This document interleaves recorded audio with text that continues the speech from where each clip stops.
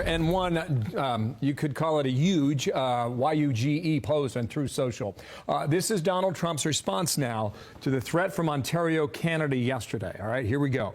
Based on Ontario, Canada placing a 25% tariff on electricity coming into the United States, I've instructed my Secretary of Commerce to add an additional 25% tariff to 50% on all steel, aluminum coming into the U.S. from Canada, one of the highest tariffing nations anywhere in the world. This will go into effect tomorrow, he writes, tomorrow morning, March 12th. Now, there's more to it than what I read. It goes on for another couple paragraphs.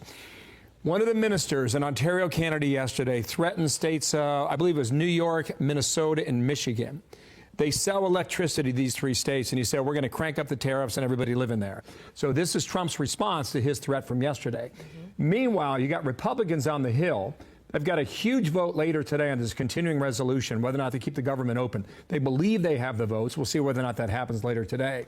In addition, the Vice President, J.D. Vance, is also on the Hill. You know, part of the reason he was tabbed was to make sure that he's the mediator between the White House and the Capitol. So he's there as well. It's kind of like all hands on deck, right? And you got to think that Trump's working the phones like he did just about a week ago. So all that happening right now. Dana?